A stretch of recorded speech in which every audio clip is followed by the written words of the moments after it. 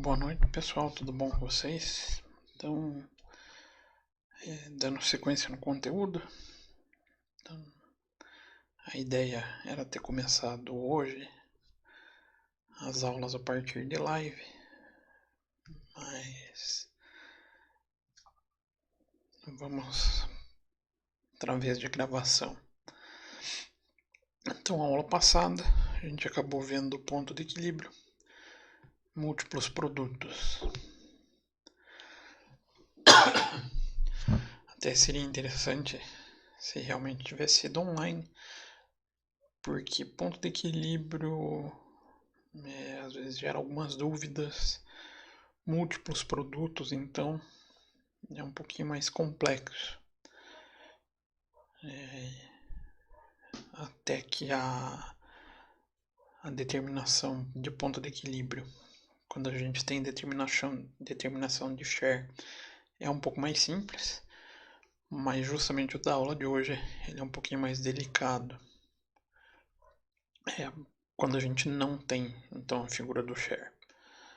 Então, só para relembrar alguns pontos, a gente vai repassar margem de contribuição, conceitinho bem rápido de volta, para deixar vocês bem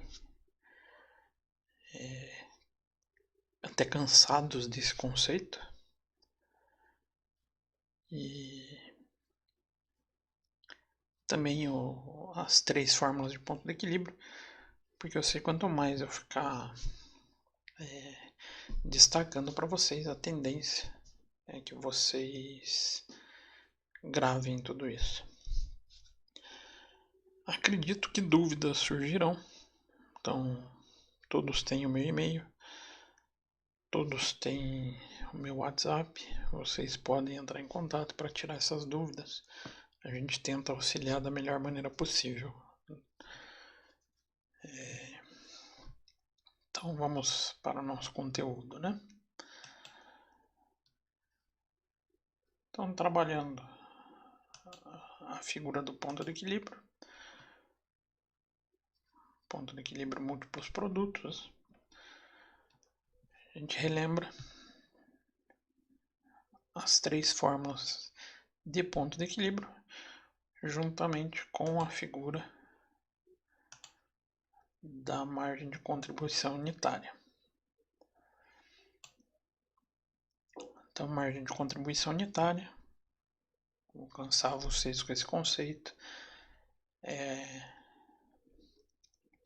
o valor resultante do preço de venda depois de deduzir os custos e despesas variáveis. Então a gente pega o preço de venda unitário menos custos e despesas variáveis unitário, a gente vai conseguir encontrar a margem de contribuição. O conceito dessa margem de contribuição é todo aquele valor que resulta na venda, produção e venda de uma unidade, de um produto, que irá contribuir, irá auxiliar na venda, no pagamento dos custos e despesas fixas. E com essa margem de contribuição, então, a gente consegue encontrar ou consegue determinar os 3 possíveis pontos de equilíbrio. Primeiro ponto de equilíbrio contábil, é onde a gente pega a soma dos custos e despesas fixas e divide pela margem de contribuição unitária.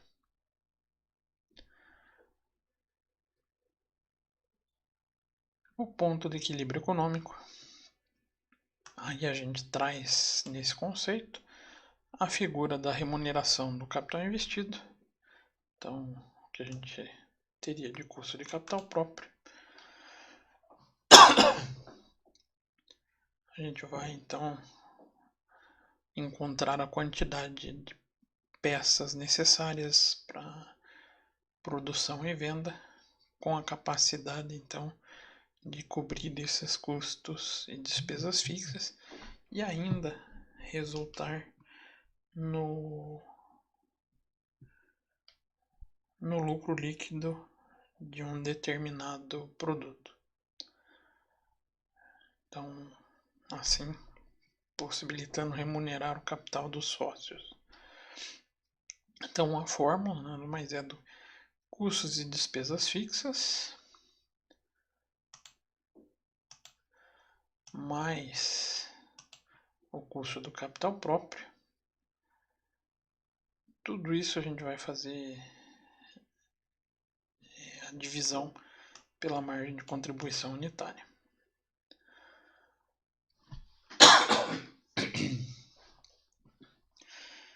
E o ponto de equilíbrio financeiro a gente encontra então através do custos e despesas fixas menos aqueles valores, aqueles gastos onde não incorrem saída de caixa, não tem desembolso. Com base nesses valores desembolsados, a gente consegue ter o equilíbrio de caixa. Então, o ponto de equilíbrio financeiro ele vai representar o quanto de caixa ou quantas unidades a gente precisa ter para que o nosso fluxo de caixa seja zero. Que zero. Vou até apagar esse zero que ele ficou horroroso.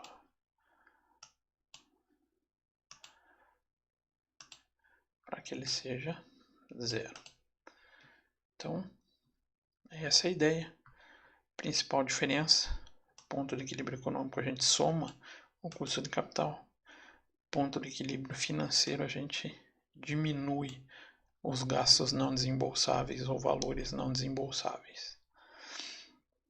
E com base nisso a gente pode fazer o cálculo da margem de contribuição e dos pontos de equilíbrio. Mas a gente viu na aula passada, nem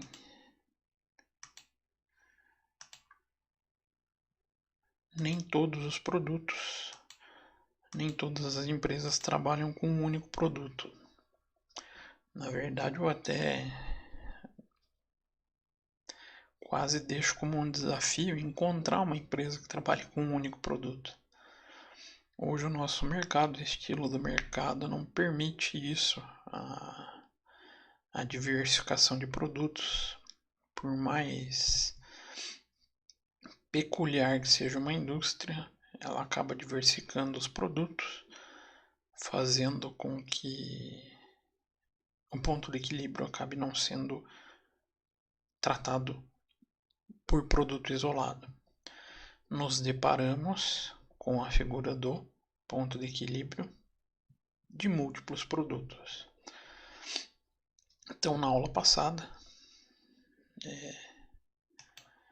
nós acabamos trabalhando essa definição, esse conceito, esse início de definição e conceito, onde nós trouxemos os cálculos do ponto de equilíbrio feito quando a indústria já tem um determinado share definido. Então, um determinado mix para suas vendas definido.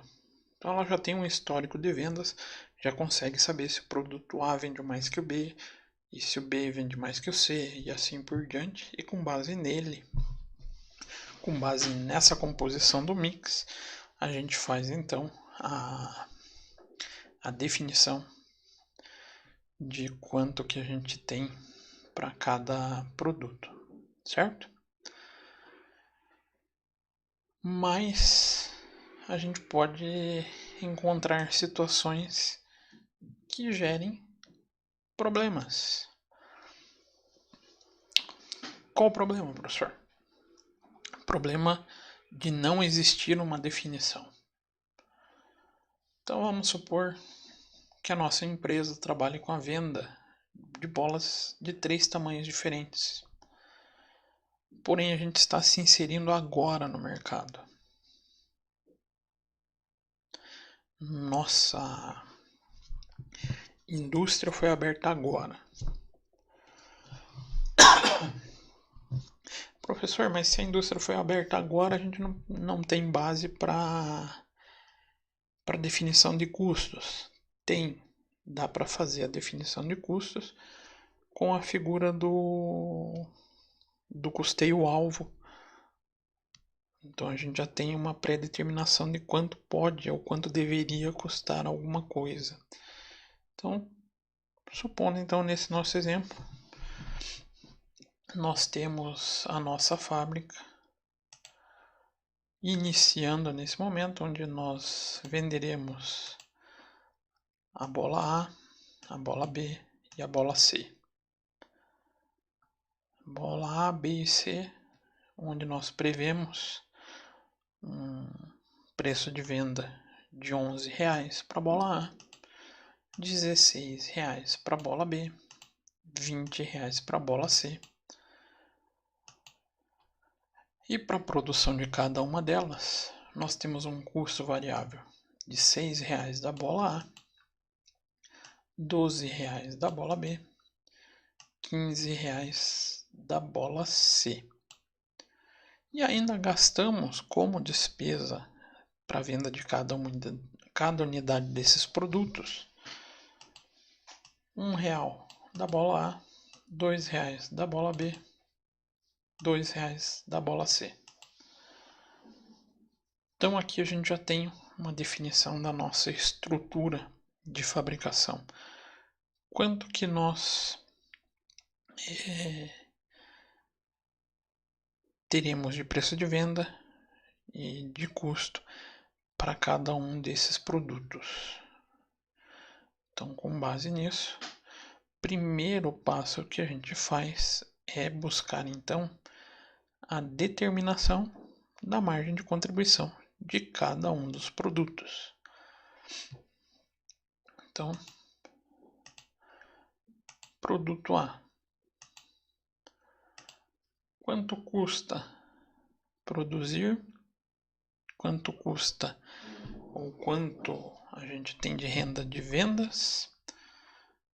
Ou seja, quanto que sobra de margem de contribuição? A gente vai fazer 11 menos 6 menos 1. Então, 11 menos 6, 5 menos 1, margem de contribuição, 4. Parece um Y, né? Mas é um 4. 16 para o produto B, menos 12, menos 2. Quanto que nós estamos ganhando, então? 16 menos 12, 4 menos 2, 2. E o produto C? Temos R$20 de produção, de preço de venda, R$15 de custo, então temos 5 menos a despesa de 2, nos resta 3. Que horroroso. Vamos migrar para o nosso querido Excel. Então, produto A, B, C, preço de venda, custo variável, despesa variável, margem de contribuição unitária.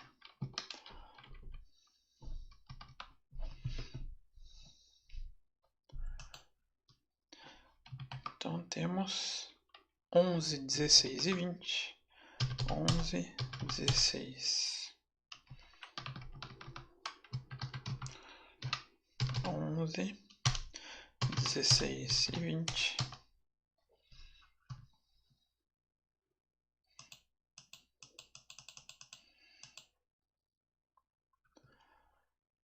Nossos custos variáveis 6, 12 e 15. 6, 12 e 15. Vamos até formatar bonitinho.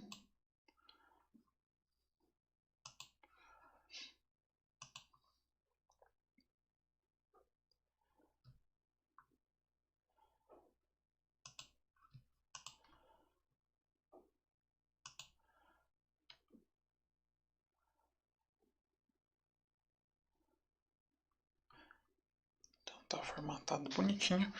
Aí vamos levantar as nossas despesas variáveis, 1, 2 e 2. 1, 2 e 2. Então fazemos a fórmula do preço de venda menos custo variável menos despesa variável. R$4, R$2 e R$3. Aqui já traz uma situação interessante para elemento de decisão, não para a área de investimentos, mas para decisão produtiva. A margem de contribuição pode auxiliar vocês a identificar qual produto vocês poderiam priorizar, desde que vocês tivessem uma restrição. Por exemplo, uma quantidade limitada de borracha para a produção da bola. Mas isso fica para um outro capítulo. Bacana, encontramos nossa margem de contribuição. Agora, continuando o nosso exercício, identificamos que o investimento feito no negócio foi de R$120 mil. E a proprietária da empresa espera um retorno mínimo de 20% sobre o investimento. Opa, então vamos já marcar aqui. Retorno esperado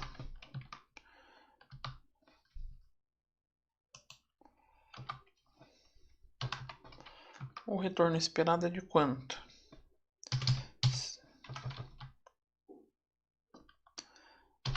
R$120 mil vezes 20%. Então nós esperamos de retorno para essa empresa um valor de R$24 mil. Certo? Vamos buscar mais elementos. Sabendo ainda que os gastos fixos anuais da empresa são de 5 mil. Gastos fixos, que nada mais é do que custo fixo e despesa fixa, R$5 mil.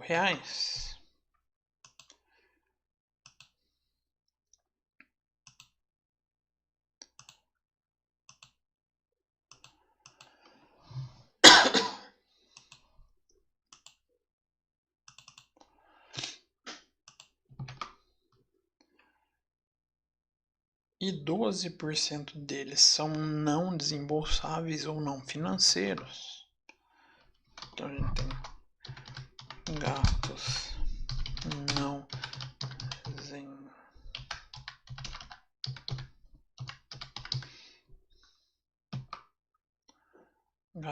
desembolsáveis será os 5 mil vezes 12.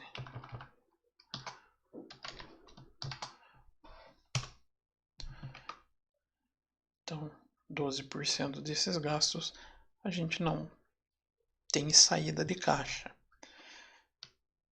Então, com base nessas informações, calcule o ponto de equilíbrio contábil, o ponto de equilíbrio financeiro e o ponto de equilíbrio econômico.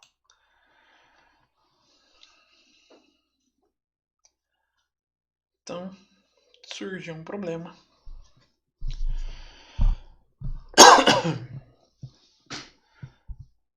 Considerando que essa empresa não tem um mix de venda definido. Afinal, estamos abrindo ela agora.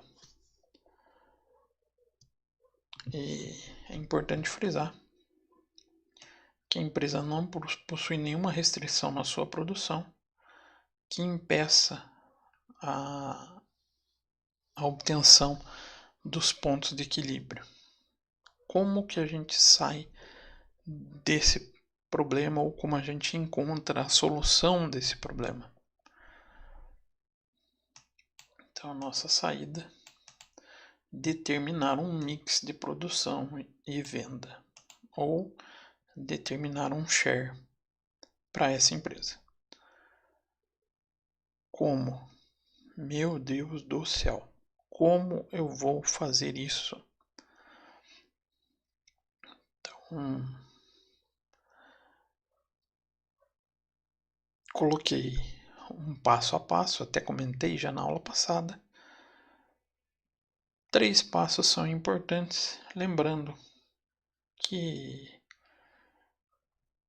para encontrar a figura desse ponto de equilíbrio, ou desses pontos de equilíbrio que nós estamos vendo, o que precisamos? Margem de contribuição unitária do mix.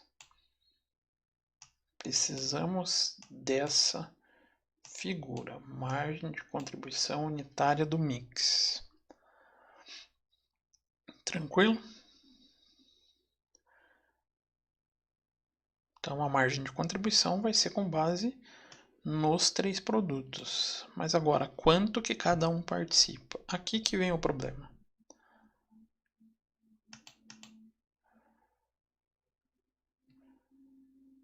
Primeiro passo para a gente determinar esse mix é o que?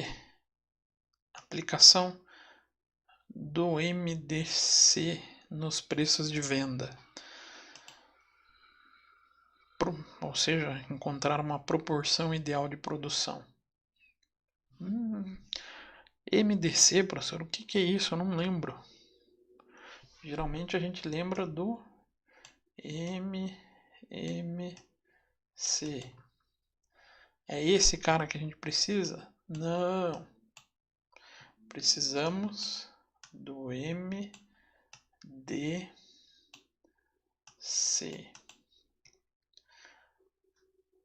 MMC, mínimo múltiplo comum. Não é o que vamos buscar. A gente precisa do máximo divisor comum. Máximo divisor comum. Então, aí a gente vai voltar lá atrás, quando a gente teve as aulas no fundamental, onde aprendemos isso e acreditamos que nunca iríamos utilizar. Essa geralmente é a sensação de um aluno. Então, desses valores, teremos que aplicar o máximo divisor comum. Como encontramos o máximo divisor comum? Não sei se vocês lembram aquela regrinha onde a professora fazia uma coluna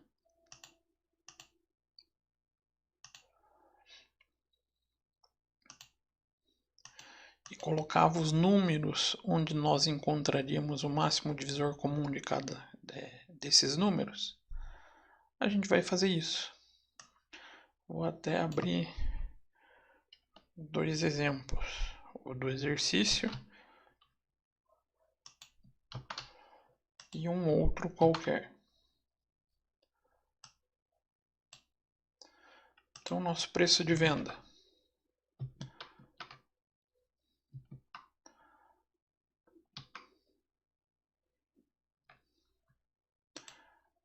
R$ 11,16,20.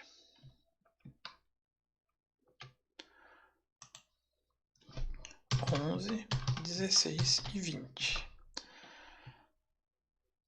Para fazer o máximo divisor comum, a gente sempre vai decompondo esses valores através de um único divisor que seja comum aos 3 e o maior divisor que seja comum aos 3. Nesse caso, qual que é o maior divisor comum entre os 3?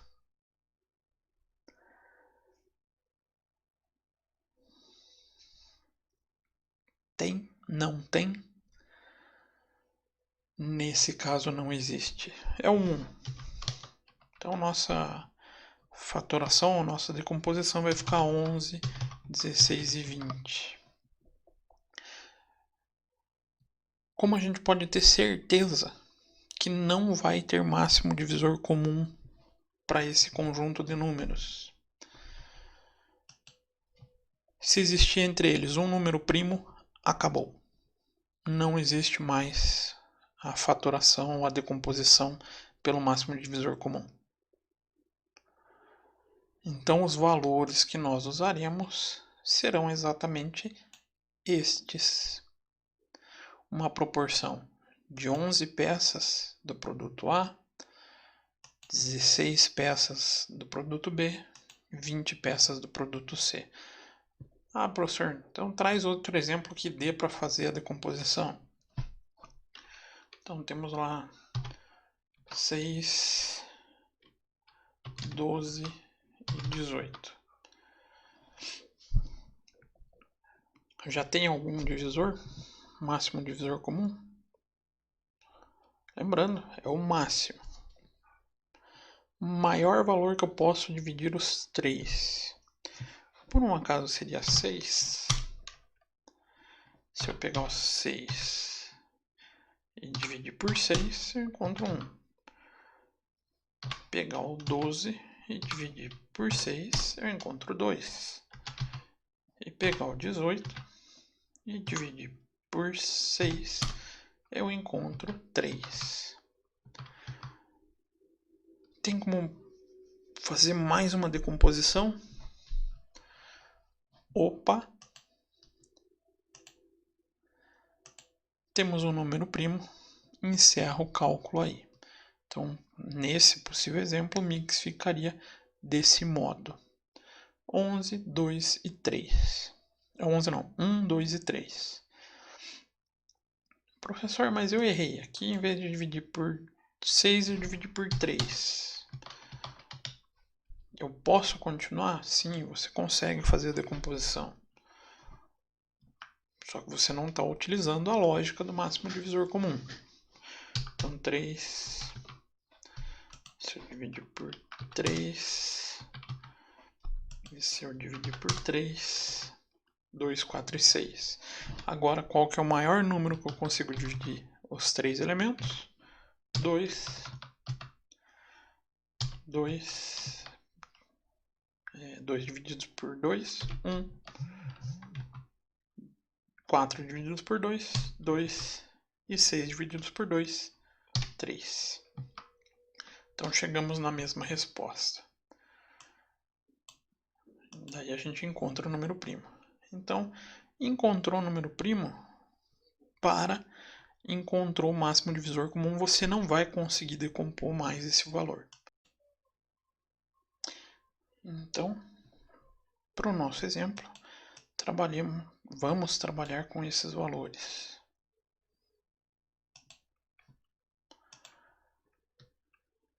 Então, nosso mix fica definido como 11, 16 e 20.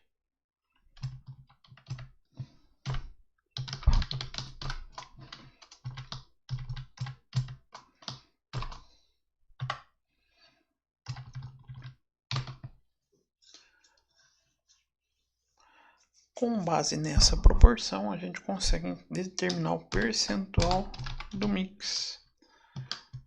Como? Divide o 11 pelo total, pela soma dos 3. Divide o 16 pela soma dos 3.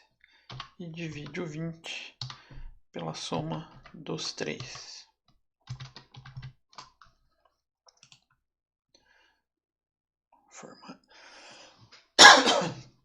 Formatando isso para percentual, encontramos produto A contribuindo com 23%, produto B com 34%, produto C por 43%. Tá ok? Confere, totaliza-se isso dá 100%. Encontrou 100%, vocês podem se utilizar desses percentuais. Com base neles, a gente segue a mesma lógica da aula passada. Então a gente vai encontrar a margem de contribuição unitária do mix. Como que a gente faz isso mesmo? Multiplica a margem de contribuição do produto A vezes a sua participação. A margem de contribuição do produto B vezes a sua participação. E a margem de contribuição do produto C vezes a sua participação de 43%. E a soma dessas três participações ou contribuições, nós conseguimos encontrar então o nosso objetivo, a nossa margem de contribuição unitária do mix.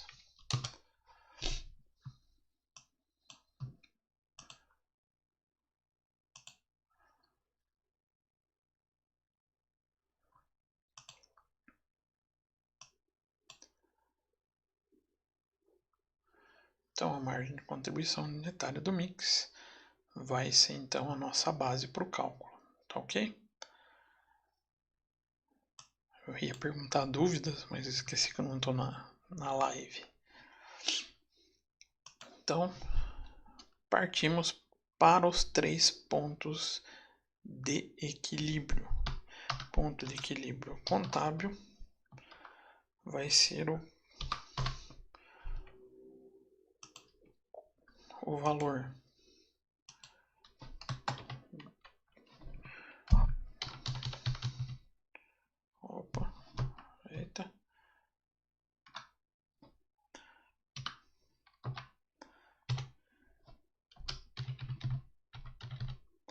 o valor do custo e despesa fixa dividido pela nossa margem de contribuição de 2,89. Então, 5.000 divididos por 2,89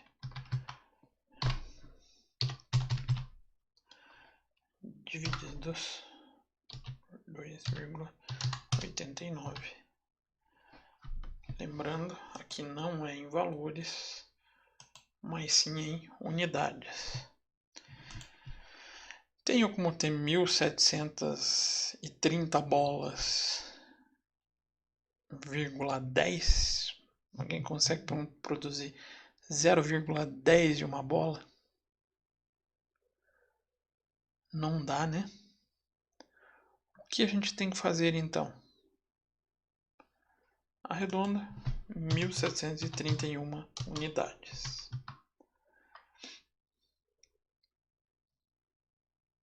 1.731 unidades de qual produto? Produto A, B ou C?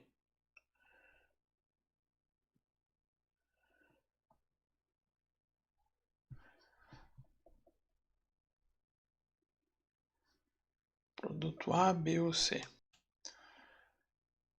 Então, chegando nessa quantidade de 1.731 peças, a gente passa a encontrar quantas peças precisamos do produto A, quantas do produto B e quantas do produto C. Como? Mesma estratégia da aula passada, mesma forma de cálculo da aula passada.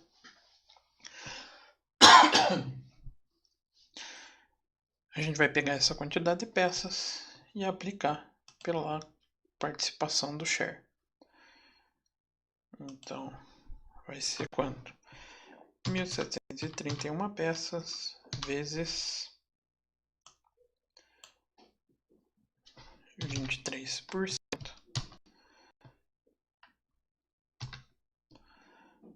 Lembrando, aqui não é unidade monetária, é unidade apenas. Então, 1.731 peças vezes 0,34 igual 1.731 peças vezes 43%.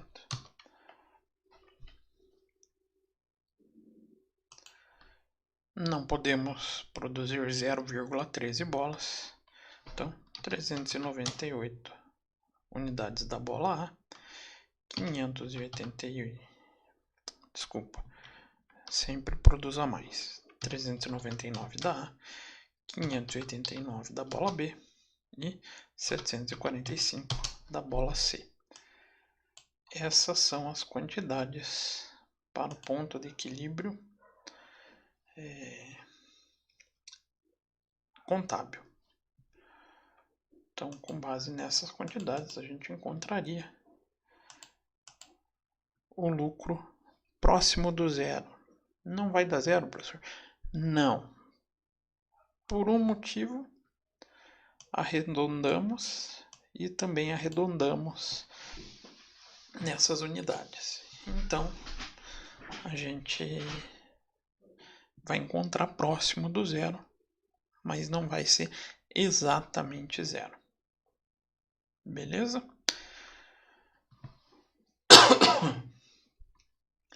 Então,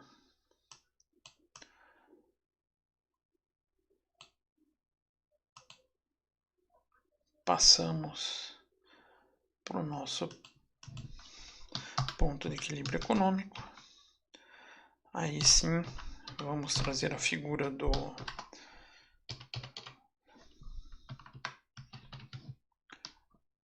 custo de despesa fixa mais o retorno esperado. Como o nosso retorno esperado é alto, a gente vai ter que ter uma boa produção. Vocês vão ver que vai subir muito em relação ao ponto de equilíbrio contábil. Tudo isso divididos por 2,89, que é o nosso ponto de equilíbrio. O ponto de equilíbrio não, nossa margem de contribuição do mix.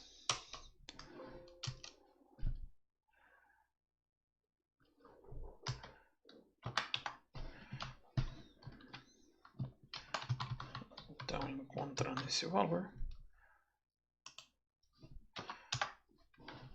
serão 10.035 unidades. 10.035 unidades no total.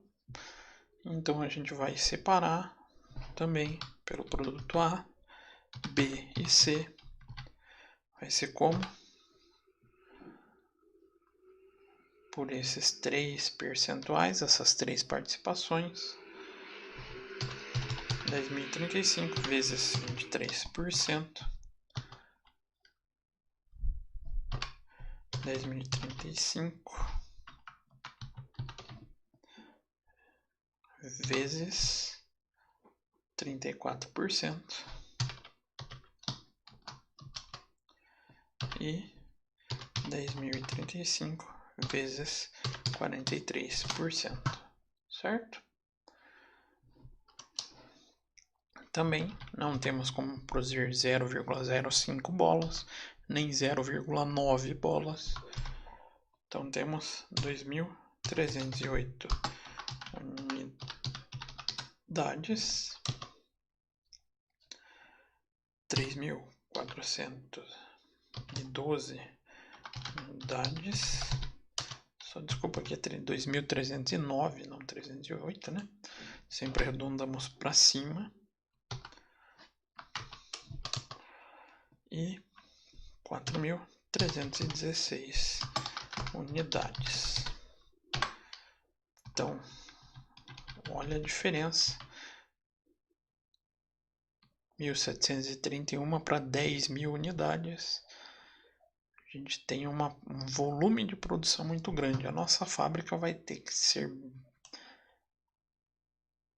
bem produtiva, vai ter que ter uma boa produção acima do ponto de equilíbrio contábil, para conseguir então remunerar o sócio. Se vender menos de 10.035 bolas, a gente já vai ter problema para remunerar os 24 mil dos sócios. Tá ok? Então aqui a gente já conseguiria entrar um pouco na área de análise de investimentos. Supondo que a capacidade da empresa, a capacidade produtiva da empresa fosse limitada a 10 mil bolas. A gente já sabe que nunca a gente vai conseguir atingir a remuneração esperada pelos sócios com a estrutura de preço e custo de hoje. Precisaríamos rever ou o preço de venda ou o custo e despesa variável para conseguir remunerar, então produzindo até 10 mil bolas. Então seria um fator de escolha do investimento. Vocês investiriam sabendo que vocês têm um limite, um gargalo produtivo que não vai permitir o 20%? Dificilmente, né? Ah, mas eu posso aumentar o preço. Nem sempre. De repente, é um produto que vem com valor pré-determinado pelo mercado. Hoje a gente tem muito essa característica. Para um produto conseguir pôr o valor preço de venda livre, ele tem esse fator muito complicado de concorrência. Então ele teria que ser um produto muito diferenciado, uma posição de muita diferenciação entre os demais para conseguir pôr preço livre. Então eu teria que mexer na estrutura de custo. Aí entra até análises de troca de maquinário de produção, tentar deixar a linha de produção mais produtiva, a produção mais efetiva, para que se consiga então melhorar os custos e, consequentemente, conseguir atingir a rentabilidade esperada. E o nosso último ponto de equilíbrio financeiro, vai ser igual nossos custos e despesas variáveis menos os gastos não desembolsáveis. A gente não gasta 600, não gasta não, né? Não desembolsa 600 e divide essa subtração, o resultado dessa subtração, por 2,89, que é a margem de contribuição unitária.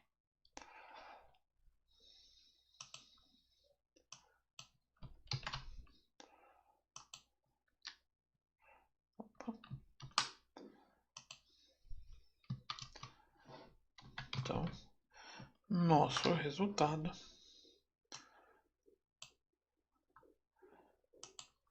é 1.523 unidades. Com essas 1.523 unidades, então, nós teríamos o ponto de equilíbrio financeiro. Nosso fluxo de caixa ficaria muito próximo do zero. Não vai dar exatamente zero em nenhum desses casos, né? Porque nós arredondamos. Mas vai ficar muito próximo do esperado. Então, dessas 1.523 unidades, quanto precisamos do produto A, do produto B e do produto C?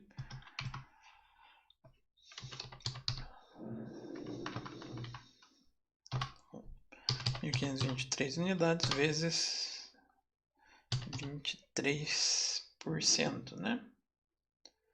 É 23%. 23%.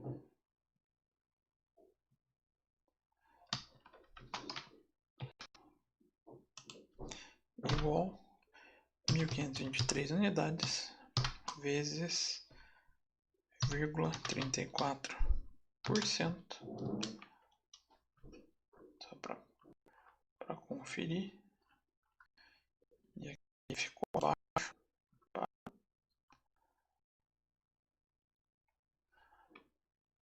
abaixo do que a gente... Oh, meu Excel não tá... Porque eu fiz 0,34%, né?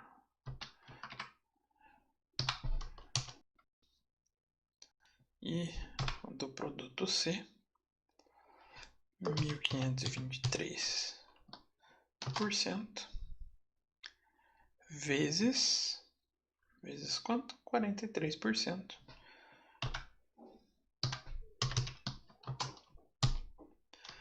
Então teríamos 351 unidades, 518 unidades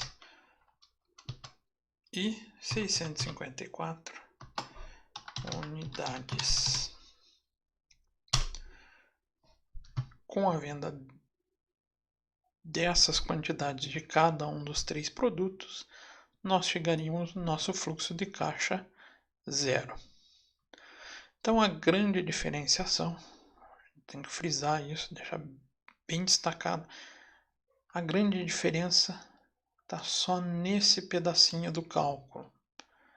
Quando a gente faz o cálculo da margem de contribuição com o mix, a gente já tem esse fator determinado. Quando a gente não tem, a gente vai encontrar o mix fazendo a aplicação do máximo divisor comum no preço de venda. E assim a gente consegue, então, determinar o ponto de equilíbrio.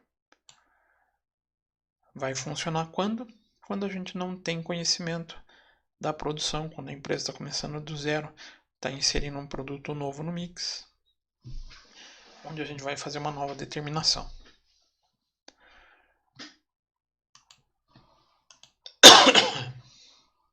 Então, a gente segue esses 3 passos, aplicou o MDC, encontra a margem de contribuição, como a gente fez no exemplo, e através dessa determinação da margem de contribuição do mix, nós encontramos os pontos de equilíbrio, tanto contábil, quanto econômico, quanto financeiro. Então, voltando a salientar, metodologia de cálculo do ponto de equilíbrio é muito importante para a avaliação do risco do negócio, tanto quanto para a elaboração do seu planejamento comercial. Uma vez que é comum a situação de os produtos diferentes terem volume de vendas também diferentes ou não equivalentes, e com isso, margem de contribuições distintas. Vale destacar onde nós podemos utilizar ele, a ideia do ponto de equilíbrio. Então, vai nos auxiliar possíveis estabelecimentos de preço de venda, igual comentei no exemplo. Não quando conseguimos produzir 10.035 unidades, ficamos só em 10.000. Precisamos rever política de preços para conseguir atingir aquela rentabilidade esperada.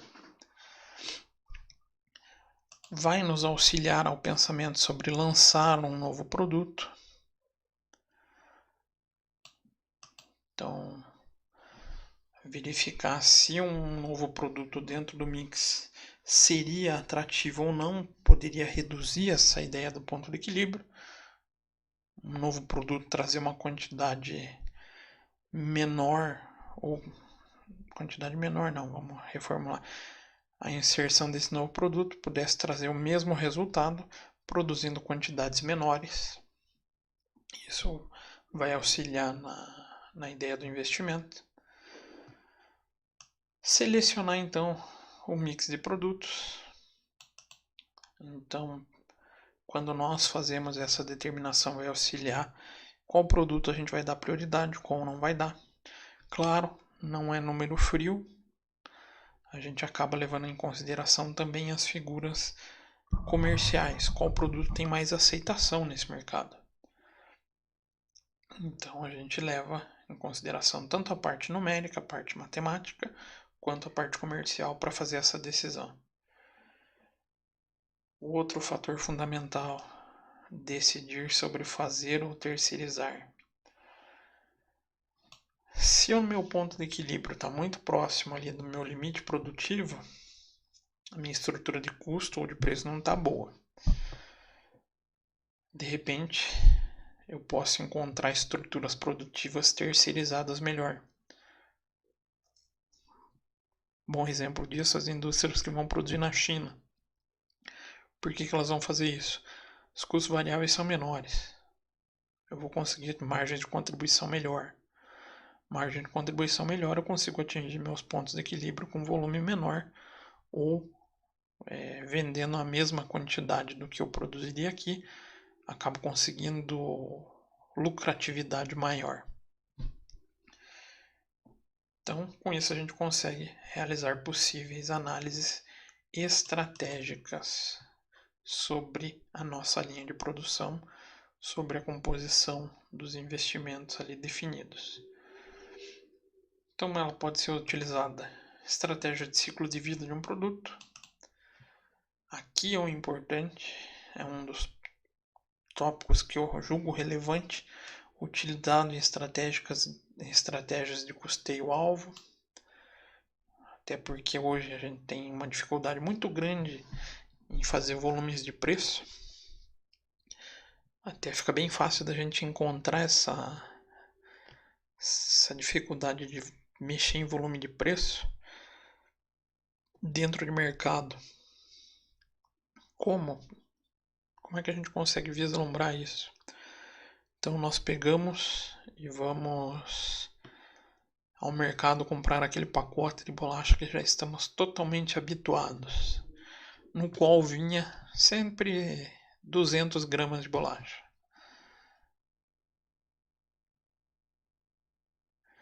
E nós vamos hoje no mercado, nos deparamos com um pacote de bolacha, o mesmo preço, mas vem um pequeno comentário destacado: novo peso, 180 gramas. O que eu fiz? Mexi no meu custo variável.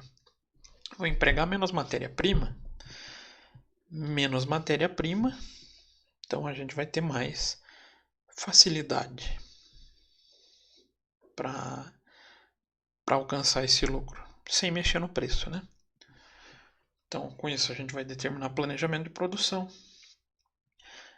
Auxilia, então, em programas de desconto e promoção. Vou montar mix onde você compra 2 do produto A, vai ganhar um produto B. Ponto de equilíbrio vai ajudar nessa ideia, sabendo que tendo um lucro zero, quanto que eu consigo mexer nessa estrutura. Então auxilia aí na definição de posicionamento estratégico, lá das estratégias genéricas de porte, definição entre a estratégia de liderança pelo custo ou diferenciação, e possibilita identificar métodos de produção que levem a estruturas mais eficazes. Reestruturação fabril. Investir em uma nova linha. Até eu lembro que eu comentei em sala de aula por que existem companhias aéreas low cost. E que quando a gente voa em companhia aérea low cost, a gente está voando em avião de última geração. Porque eles tratam aquele material, o avião, como um possível produto com alta eficácia. Eu vou conseguir oferecer o mesmo produto custando, o mesmo serviço custando menos para ser oferecido, fazendo então que eu consiga oferecer tarifas mais baixas e eu vou ganhar na quantidade. Até a grande discussão dos dias atuais é como é que essas empresas vão se reestruturar, uma vez que muita coisa vai mudar com essa pandemia. Não vão conseguir lotar avião. Não lotando avião, não vão conseguir manter preço baixo. Então, se vocês começarem a analisar notícias desse tipo de empresa, vocês já vão perceber que algumas low cost já faliram, infelizmente.